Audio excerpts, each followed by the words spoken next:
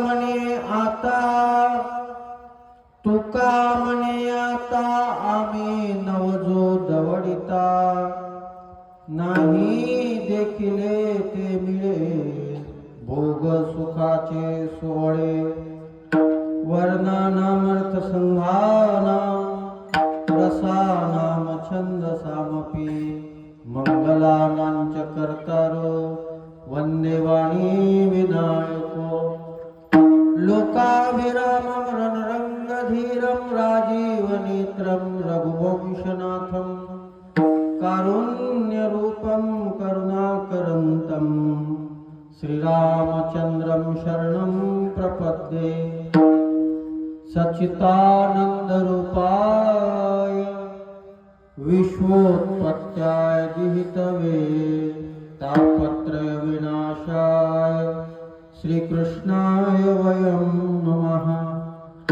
मनोजवं मारुततुल्यवेगं जितेन्द्रियं बुद्धिमतां वरिष्ठं वातात्मजं वानरयूथमुख्यं श्रीरामदूतं शरणं प्रपद्ये चलतकुण्डलम्बुसुनेत्रं विशालं प्रसन्नाननं नीलकण्ठं दयालं मृगाधीशचम्राम्बरं मुण्डमालं प्रियं शङ्करं सर्वनाथं भजामि। नमो सद्गुरु तुकया ज्ञानदीपा नमो सद्गुरु सच्चिदानन्दरूपा नमो सद्गुरु भक्त कल्याणमूर्ती नमो सद्गुरु भास्करा पूर्ण कीर्ती जयांचे केलिया स्मरण होय सकल विद्येचे अधिकरण तेची वंदो श्री चरण श्री गुरूंचे ते नमस्कारोनी आता मंगल भवन मंगलहारी मंगल भवन मंगलहारी द्रवहु सुदशरथ अजिर बिहारी द्रवहु सुदशरथ अजिर बिहारी जय जय जय हनुमान गुसाई कृपा करो गुरुदेव की नाई ओ जय जय जय हनुमान गुसाई कृपा करो गुरुदेव की नाई। तुझे संगती झाली आमची निश्चिंती नाही देखील ते मिळे भोग सुखाचे सोहळे। देहनकर परिवाराच्या वतीनं संपन्न होत असणारा हा कार्यक्रम हा आज समारोपाकडे आहे, समारोपाकडे आहे, सांगता आहे आणि तुमचं वेळेचं नियोजनही फार छान जुळलं। तुम्ही 2025 मध्ये सत्संगात होते आणि 2026 मध्ये सत्संगात आहात। वर्षाचा शेवटही भजनामध्ये आहे आणि वर्षाचा प्रारंभही जो आहे तोही भजनामध्ये आहे। जरी आपलं वर्ष नसलं तरी बरेच लोक, काही लोकांना का नाही, काही लोक त्या बेंडकासारखे आहेत। बेंडकासारखे का? ते पाऊस पडल्यावरच बेंडक ड्राव ड्राव करतात। तसं मराठीचं प्रेम फक्त 1 जानेवारी आलं काच उतू येते, आपलं नाही वर्ष, आपलं नाही वर्ष। बाकी मराठी बोलणार नाहीत। शाळेतल्या पोराला जर विचारलं का रे तुम्ही खिशातला पेन काढला याला काय म्हणतात, त्याला माहित नाही। बरेच कमी पोरं असतील का ते म्हणतील की याला लेखणी म्हणतात, बरेच पोरं कमी असतील की जे म्हणतील की याला लेखणी म्हणतात। आपली परिस्थिती तर ही आहे। आमच्या काकाचा पोरगा तो CBSE पॅटर्न मध्ये शिकायला होता। आमच्या काकाचं कापडाचं दुकान आहे, तर तिथं गिराईक आल्यानंतर त्याला 50 रुपये जर परत द्यायचे असेल तर त्या माणसाला याला सांगावं लागते 50 रुपीज दे। त्याला 50 कळत नाही, त्याला 50 म्हणावं लागतं। मी हे का सांगतोय तुम्हाला, मला हे 9 वर्ष मनवायचं आहे असं माझं मत नाही बरं, पण आपण आपली व्यावहारिक दिनचर्या जी आहे ती या इंग्रजी नववर्षानुसार साजरं करतो, आणि म्हणून जर आपण वापरत असू तर त्याच्याकरता इंग्रजी नववर्षाच्या शुभकामना आपण देतो. ती आपली कृतज्ञता आहे. तर अशा या नववर्षाच्या प्रारंभी आपण या कार्यक्रमाचा समारोप करत आहोत. आणि मग वारकरी संप्रदायामध्ये ठरलाय, बाकी तुम्ही काही करा, शेवट जो करायचा असतो तो काल्यानं करायचा असतो. काला म्हणजे नेमकं काय काय कशाला काला म्हणायचं? आणि विशेष हे आहे, काला दोघांनी केला. एक कृष्ण परमात्म्याने केला आणि दुसरा काला ज्ञानोबारायांनी केला. आणि दोघांमध्ये साम्य खूप आहे. दोघांमध्ये साम्य खूप आहे. कृष्ण परमात्म्याचाही जन्म श्रावण अष्टमी, ज्याला आपण गोकुळाष्टमी म्हणतो, ज्ञानोबारायांचा सुद्धा जन्म त्याच वेळेत झालेला. रात्री 12 वाजता जन्म आहे कृष्णाचा. 12 वाजताच काय? प्रभू रामचंद्र किती वाजता आले? दुपारी 12 वाजता.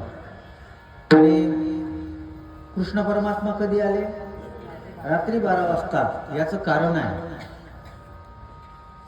प्रभू रामचंद्राचं जे आहे ना सगळं चांगलं आहे म्हणून उजेडात आले. आणि कृष्ण जो आहे तो चोर आहे. आणि चोर कधी येत असतो? अंधारातच येत असतो. तुम्ही म्हणसाल मग काय चोरलं हो यानं? काय चोरलं? हरिदे माझे हरिले चित्त. चाल झाली आपली म्हणून नाही म्हणत कोण. त्याला चित्त चोरलेलं आहे. चित्त चोरिले नंदाच्या नंदने. त्यानं लोणी चोरलं. लोणी म्हणजे काय आहे? लोणी सार आहे. चित्त सार आहे, तो चित्त चोरतो. आता चोर जर रात्री येतो तर हा तर चोराचा सरदार आहे. हा चोराचा सरदार आहे म्हणून रात्री 12 वाजता आला. दुसरं, दिवसा 12 वाजता भूक सतावते आणि रात्री 12 वाजता काम सतावतं. कृष्णाचं चिंतन केल्यानं कृष्ण त्यावेळेस याच्यासाठी आला की त्यावेळेस मी आलो, आता तुम्ही निष्काम व्हा. आता तुम्ही निष्काम व्हा. अजून थोडं बोलतो. रामकथा तुम्ही ऐकलीच. 7 दिवस. राम म्हणजे काय? राम म्हणजे आराम. राम म्हणजे आराम.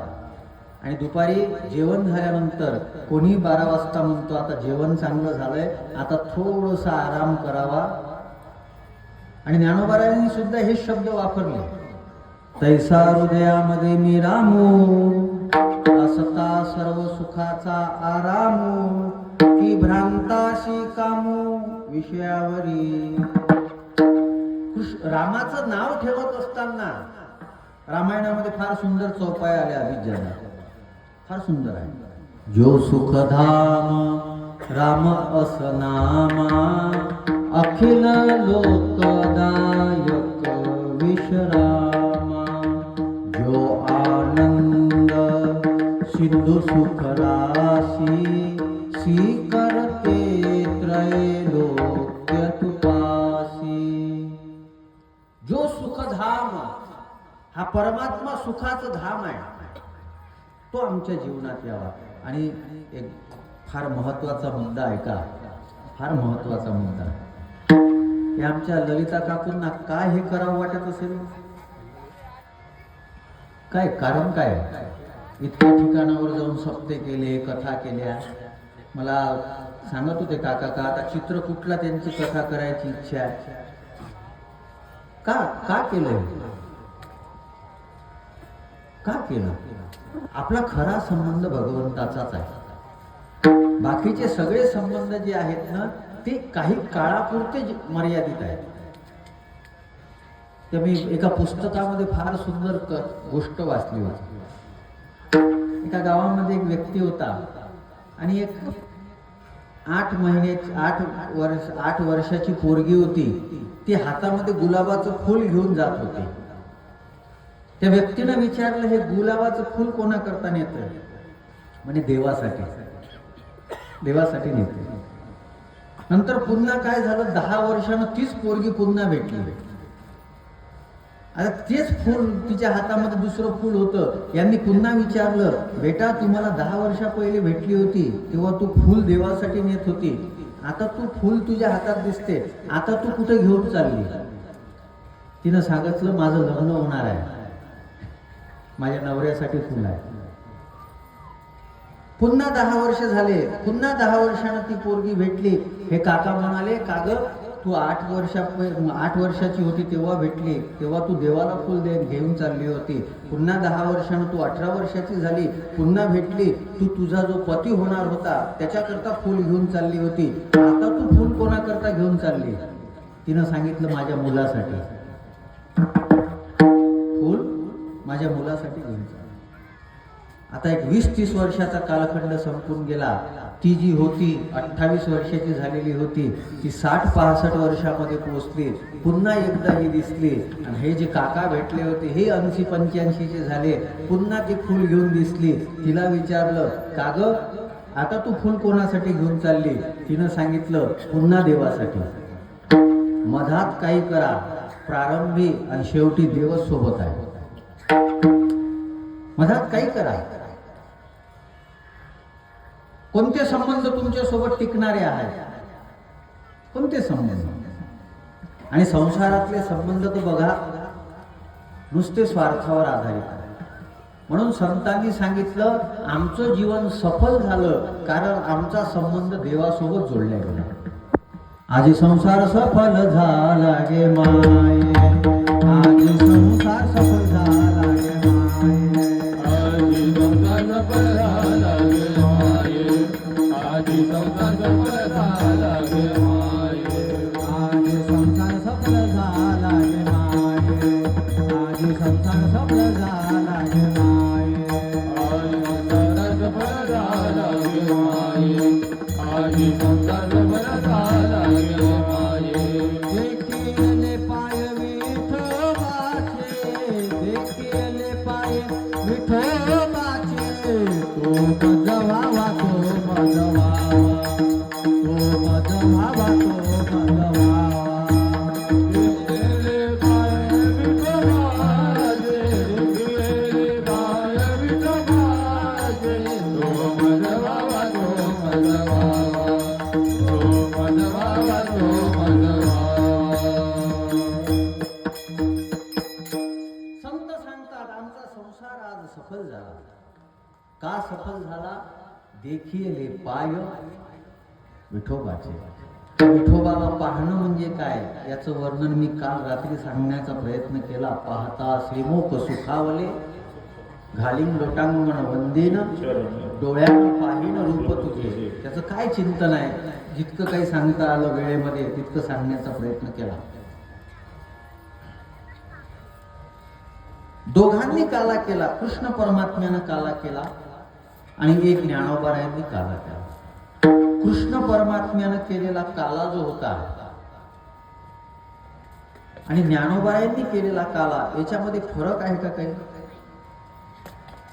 काही फरक आहे? कृष्ण परमात्म्यानं केलेला जो काला होता तो दही भाताचा काला होता. ज्ञानोबारायांनी जो काला केला, ज्ञानोबारायांनी केलेला काला म्हणजे समाज जोडला. काला तो आहे. काल्यामध्ये वेगवेगळ्या प्रकृतीचे घटक असतात. गोड साखर आहे, दही आहे, पोहे आहे, मिरची आहे. सगळे स्वभाव अलग अलग आहे सगळ्याचे, पण केलेलं काय आहे? एकत्रित. काला म्हणजे एकत्रित केलं. समाज एकत्रित करणं याचं नाव आहे काला. काल्याला महत्व खूप दिलं जाते बरं, आणि काल्याला गर्दी खूप असते. आता ती काल्यासाठी असते का प्रसादासाठी असते हा भाग ज्याचा त्याने ठरवावा.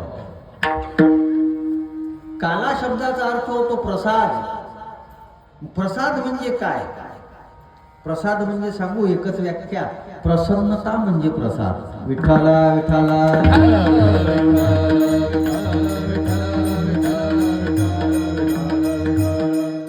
आम्ही प्रसन्न आहोत का? आपण आपल्या सगळ्यांच्या जीवनाचं मूल्यमापन करा. आम्ही प्रसन्न आहोत का? ज्ञानोबारायांनी प्रसन्नता वाटली. ज्ञानोबारायांनी काला वाटला म्हणजे काय? प्रसन्नता वाटली.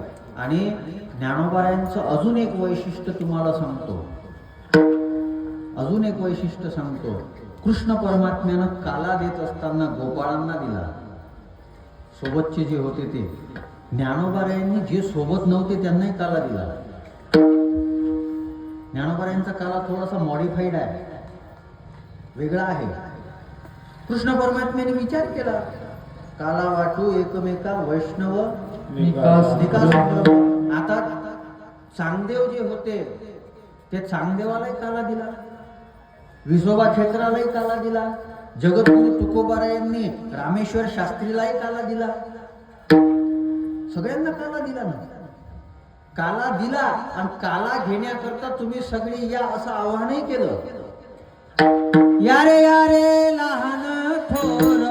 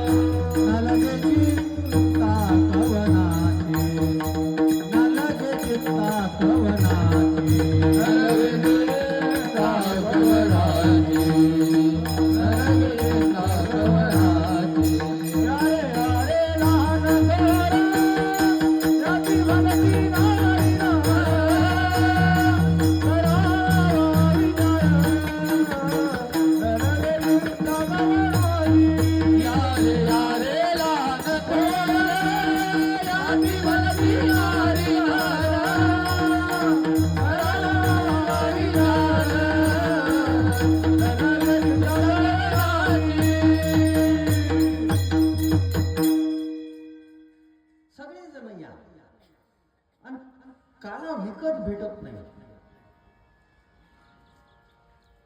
म्हणजे एक व्याख्या मोरारी बापूंनी फार चांगली केली. जो बेचा जाता है उसे प्रसाद नहीं कहते, जो बाटा जाता है उसे प्रसाद कहते. म्हणून ज्ञान विकत नाही घेता येत, ज्ञान विकत नाही घेता येत. या हिमांशूला पकवाजाचं ज्ञान घ्यायचं आहे, यानं सांगितलं नाही मी 1 लाख रुपये देतो, मला द्या. पैशानं विकत नाही घेता येईल, त्याच्याकरता त्यालाच प्रयत्न करावा लागेल. प्रसन्नता कोणाला मिळते आणि हे कुठं मिळते? म्हणून रामायणामधली भक्ती मला खूप आवडते काकू. कारण की कृष्ण परमात्म्याच्या भागवतामध्ये जी भक्ती सांगितली त्याच्यामध्ये प्रथम भक्ती आलेली आहे कीर्तन, कीर्तनम, श्रवणम. पहिली श्रवण आहे. पण श्रवण कोणाच्या माध्यमातून घडावं? कोणाचे ऐकून काही फायदा आहे का? जो मित्र व्यसनी असेल त्या मित्राचा ऐकून काय फायदा आहे? म्हणून रामायणामधली भक्ती जी आहे ती थोडी मॉडिफाईड आहे. रामायणामधली पहिली भक्ती सांगितली, प्रथम भगती संतन कर संगा, संतांच्या संगतीमध्ये. आणि काला कुठे भेटतो? विशेष हा लाभ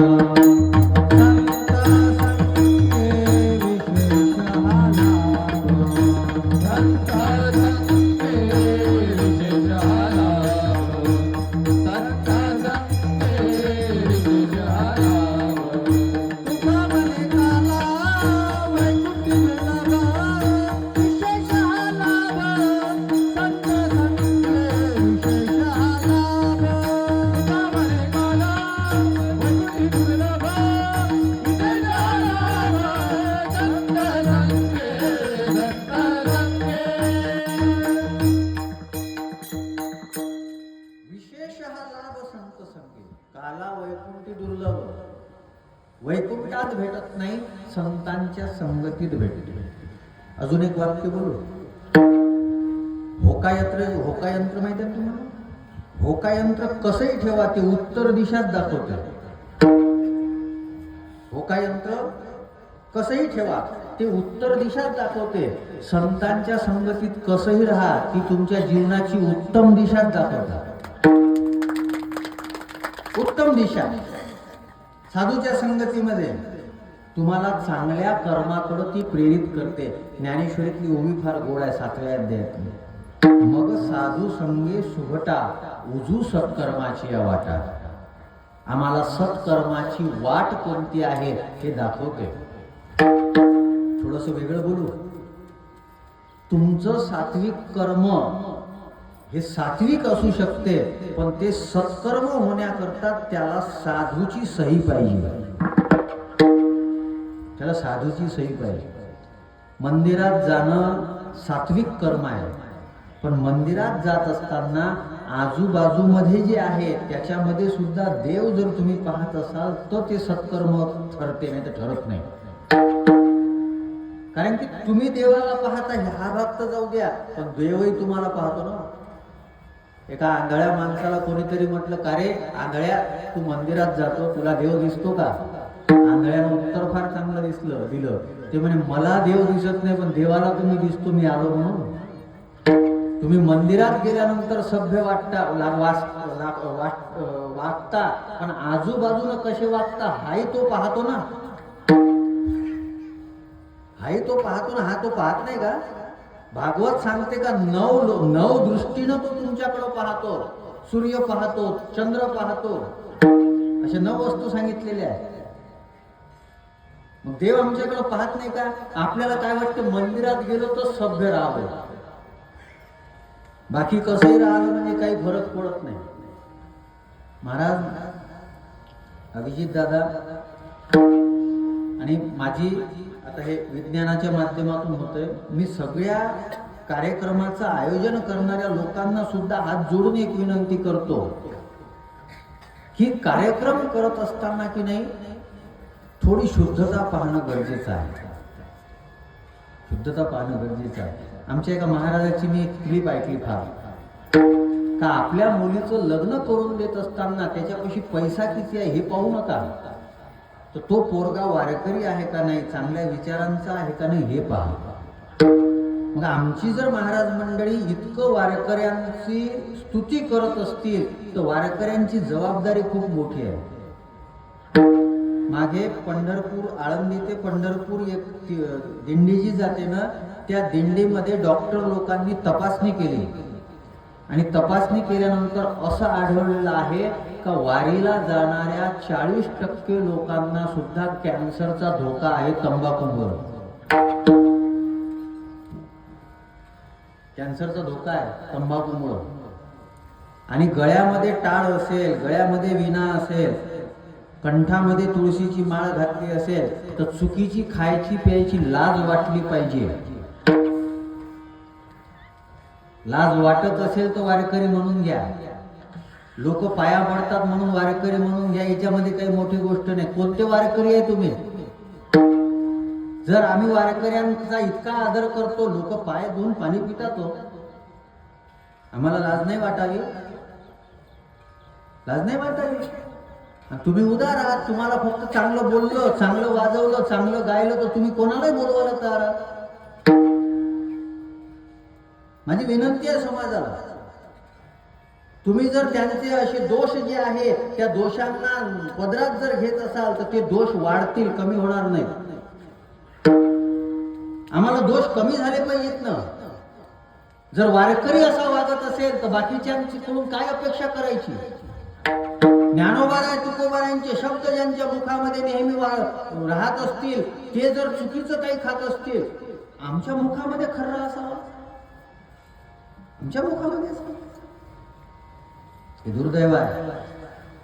माझी विनंती आहे सगळ्यांना, नाही तर मग स्वतःला वारकरी म्हणून घेऊ नका. कशाला म्हणून घेता? काय गरज आहे? मी कशासाठी बोललो? थोडं विषयांतर करून का बोललो? मी का बोललो? आम्हाला चांगला रस्ता करणं हा काल्याचा खरा प्रसाद आहे. विठ्ठला विठ्ठला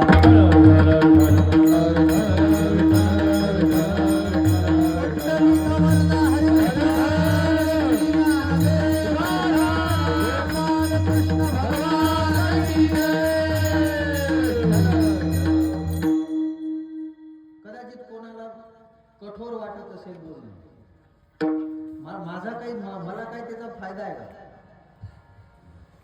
मला काय फायदा आहे का त्याचा? तुमचं चांगलं खानपान हे तुमच्या आरोग्याकरता चांगलं आहे का माझ्या आरोग्यासाठी चांगलं आहे?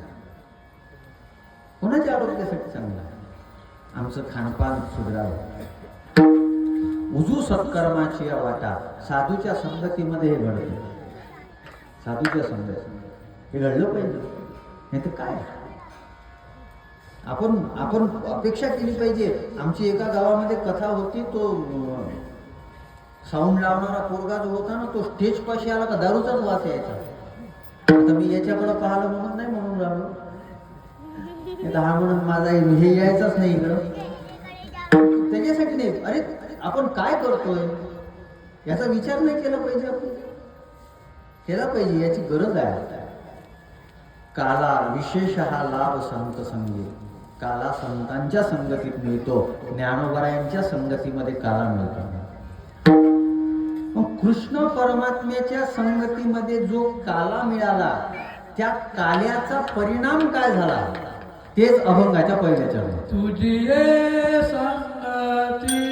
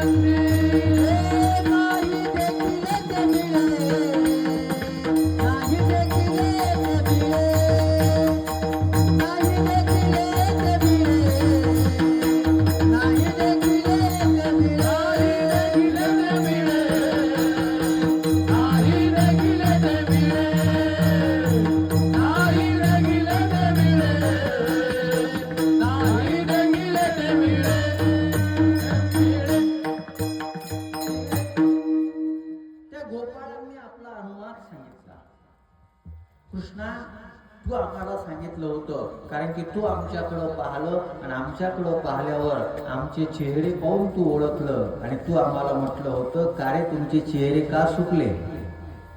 का सुकले? तुम्हाला खायला मिळत नाही का? आम्ही सांगितलं मिळते, पण जे मिळते त्यानं पोट भरत. आणि मग मी तुम्हाला आश्वासन दिलं, आजी देतो, मी तुम्हाला पोट भरणारं देतो. आणि तू आम्हाला पोट भरणारं दिलं. त्याच्यानंतर आमच्या जीवनाची स्थिती काय सुंदर झाली.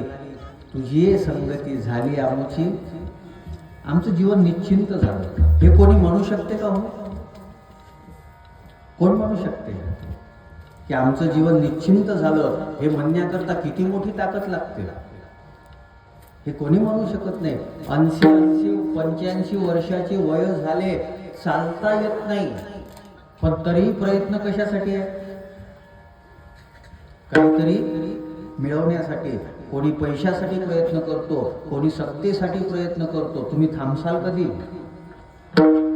कधी थांबायचं आहे? बरं, हे सगळ्यांना माहित आहे. सोबत काही न्यायचं हे का कीर्तनकाराला सांगितलं पाहिजे का? हे कीर्तनकाराला सांगितलं पाहिजे का? हमारी जिंदगी भी बड़ी अजीब है यारो, हमारी जिंदगी भी बड़ी अजीब है यारो, हम जिंदगी भर कमाते हैं, सबको मालूम है कि खाली हाथ जाना है. सबको मालूम है. अरे कोणाच्या हातात काय ठेवलं जाते? तरी प्रयत्न केले जात नाही का? आम्ही तर असे रिटायर झालेले माणसं पाहिले का ते म्हणतात का आम्ही आता करावं काय?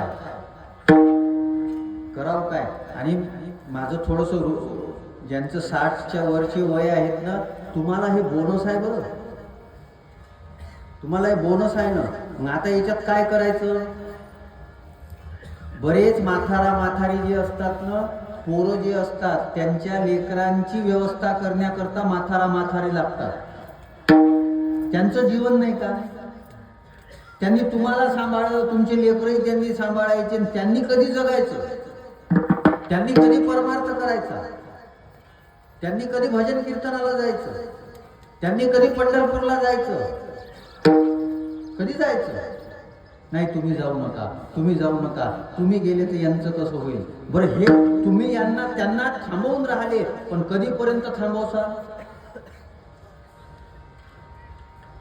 जवळी आला नाही काळ तोवरी तुमचे बळ, तुमची ताकद तोपर्यंतच चालेल, पण कधीपर्यंत, जोपर्यंत काळ आला नाही. पण काळ आल्यानंतर तुमचा तो किती प्रेमाचा असला तर थांबवता येईल का,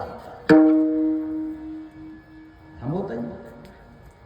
आयुष्यामध्ये तुमचा सोबती एकच आहे.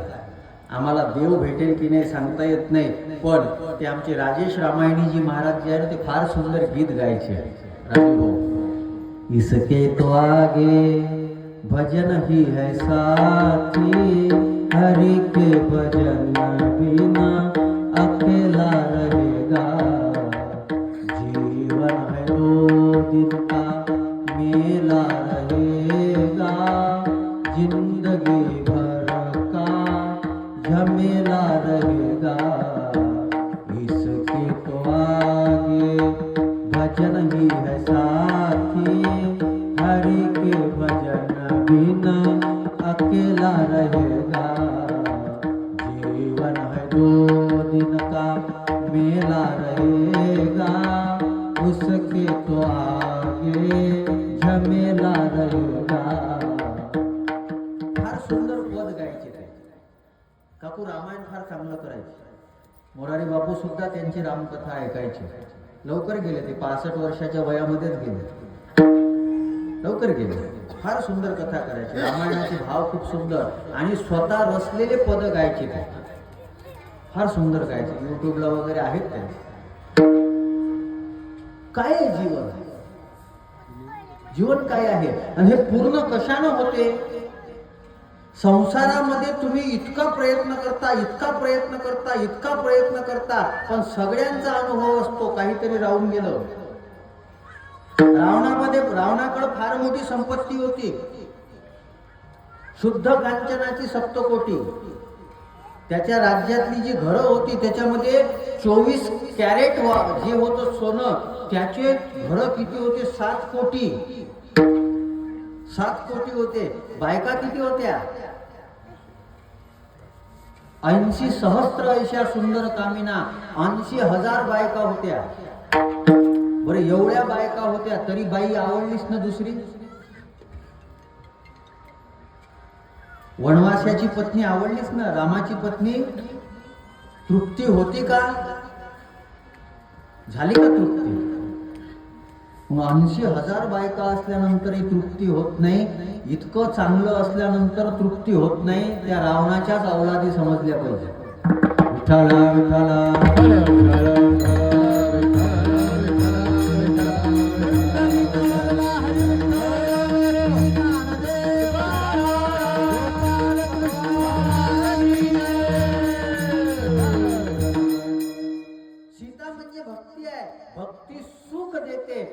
अपहरण करून आणलेली भक्ती सुख देत नाही, समर्पण केलेली भक्ती सुख देते. भक्तीच आहे ना सीता. सीता म्हणजे शांती आहे. शांती. रावण शांत आहे की अशांत आहे. 80,000 बायका तरी एक बाई पाहिजे. शांत आहे का अशांत आहे. खरी शांती कशाला म्हणायची. अजून एक वेगळ्या पद्धतीने सांगतो. आमचे संसाराचे अनुभव जे आहेत ते पूर्णतेचे नाही. तुकोबारायांची परिस्थिती काय होती. आम्ही सदैव सोडके जवळी येता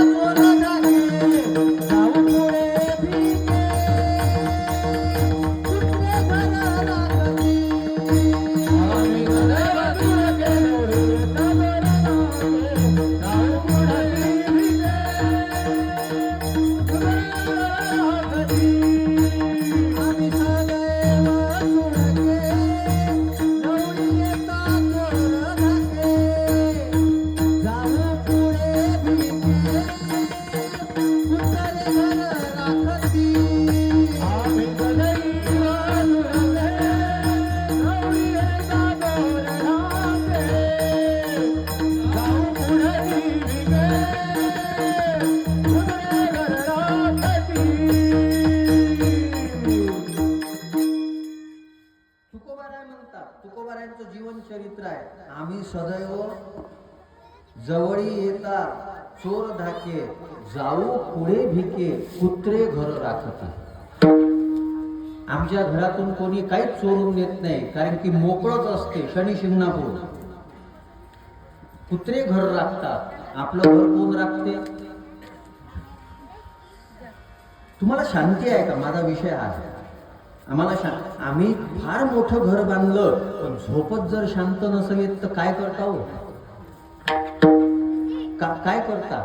वारीमधले अनुभव काय आहे? घर नसते, काही नसते, काही नसते, पंखा नसते, काही नसते, झोप का लागते? निश्चिंतता. विठ्ठला विठ्ठला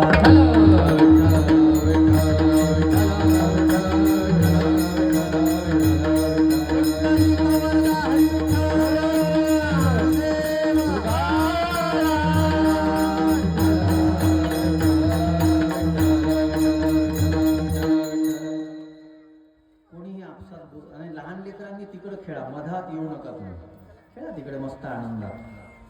तुमचं खेळायचं वय आहे. ऐकणं तुमच्या मायबापा करता गरजेचं आहे.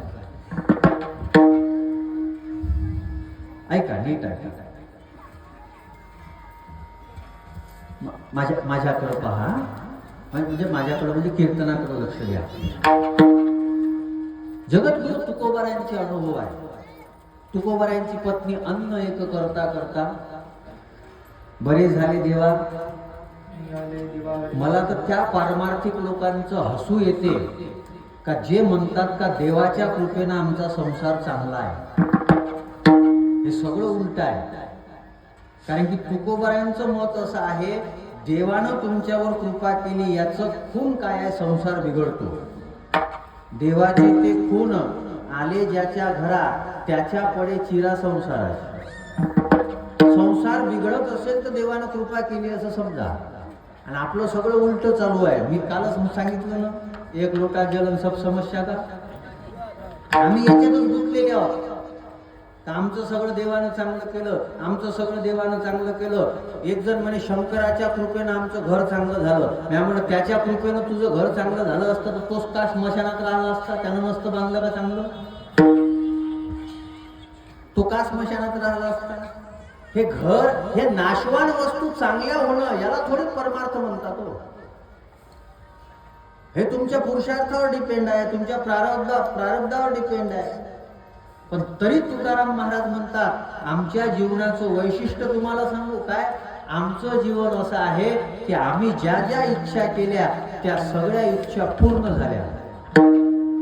कृतकृत्य झालो, कृतकृत्य झालो, कृतकृत्य झालो, कृतकृत्य झालो. इच्छा केली ते पावलो, इच्छा केली ते पावलो, इच्छा केली ते पावलो, इच्छा केली ते पावलो, इच्छा केली ते पावलो, इच्छा केली ते पावलो.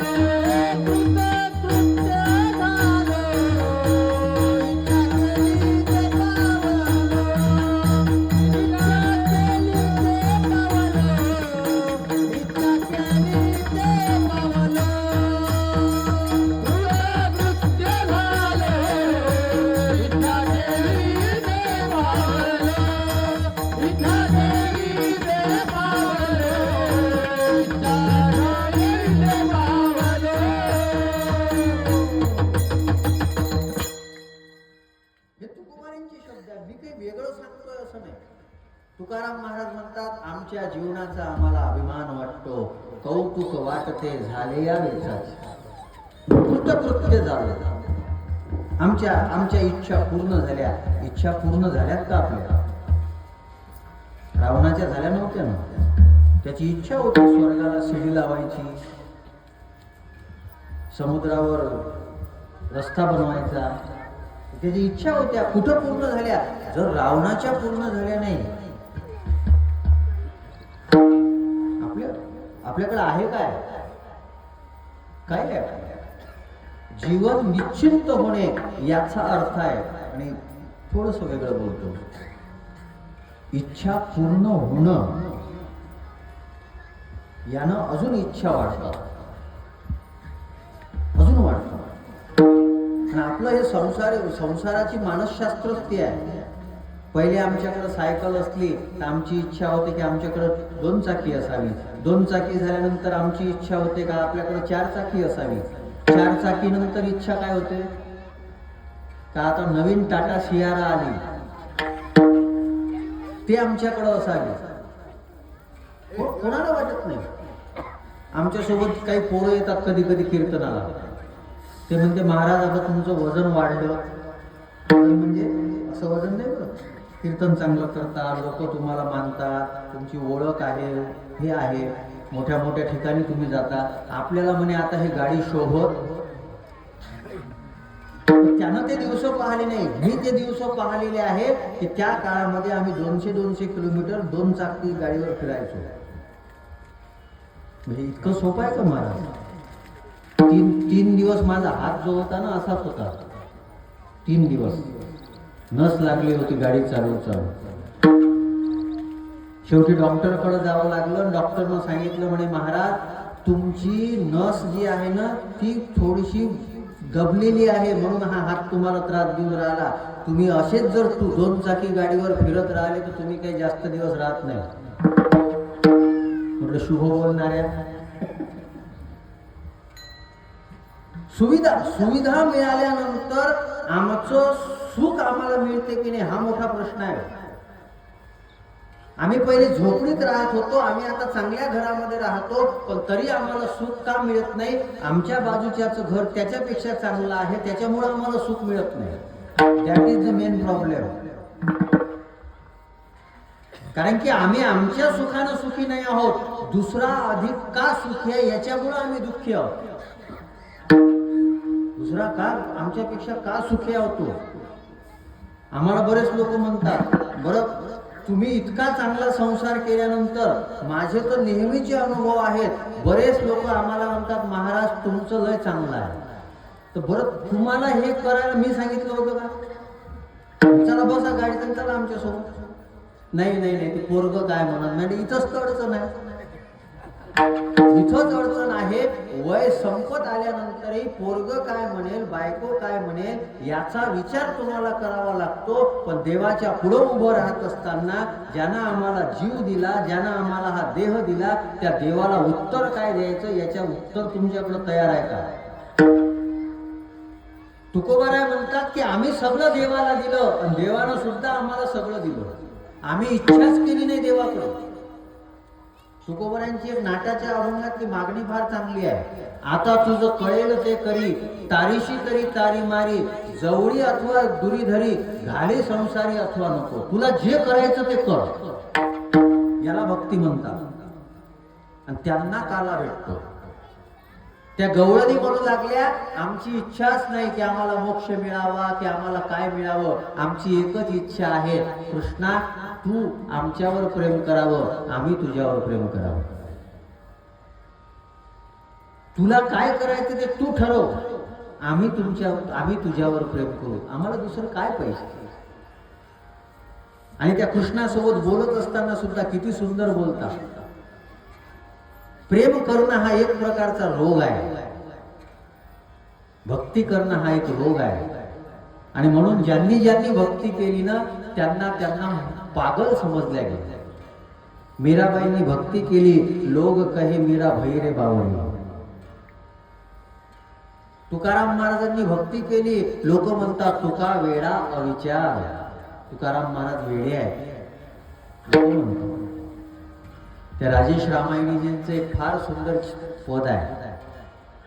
मुरलीधर छलिया मोहन हम दिल तो तुम्ही को दे बैठे. गम पहले ही कोई कम तो न था एक और मुसीबत ले बैठे. मुरलीधर छलिया मोहन, मुरलीधर छलिया मोहन, मुरलीधर छलिया मोहन हम दिल तो तुम्हें को दे बैठे.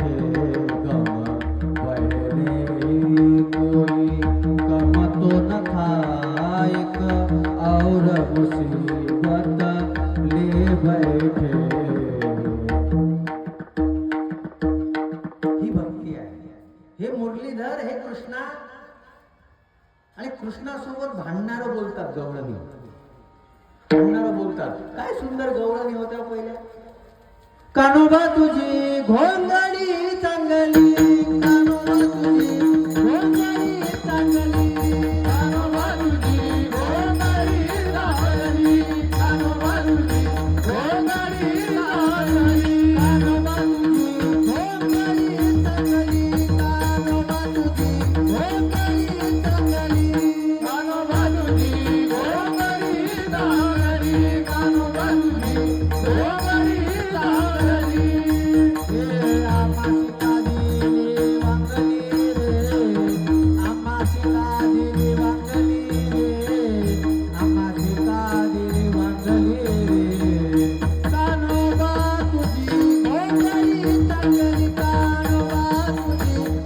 चांगली,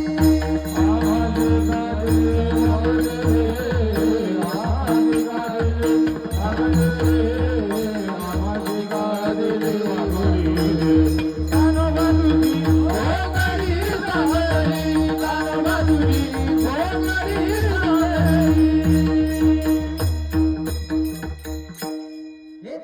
तुझी घोंगडी आम्हाला का अशी दिली? तुझी किती चांगली आहे. 125 वर्षाचा तू झाला, पण तरी सुद्धा तू सुंदर दिसतो. आम्ही अजून तरुण आहोत, पण आम्ही बंदर दिसतो. तू किती सुंदर दिसतो. फार सुंदर पद आहे तो. त्या कृष्णाला पाहिल्यानंतर आजही बघा, किती वर्ष झाले भागवत चालूच आहे. आजही लोक ऐकतात. काय ऐकतात? आजही रामायण काय ऐकतात? काल्याचे कीर्तन किती झाले असतील महाराष्ट्रात आजपर्यंत? काय ऐकतात? कारण की दिने दिने नवम नवम, पदे पदे स्वादू स्वादू. रोज नवीन आहे, रोज नवीन आहे. शक्य आहे काय? ते बघा नाही, बाबांना यांना बसता येत नाही. कशा करता आले ते? काय येतात? तुमच्यामधली किती मंडळी ही वयस्कर आहेत, ज्यांना 2 तास बसणं. मलाही माहित आहे की तुम्हाला 2 तास बसताना काय होत असेल, पण परमार्थामध्ये आनंद आहे, निश्चिंत जीवन आहे. या 2 तासामध्ये कुठची आठवण येत नाही. या 2 तासामध्ये काही वाटत नाही. महाराज कथेमधला वेळ कसा निघून जातो कळत नाही.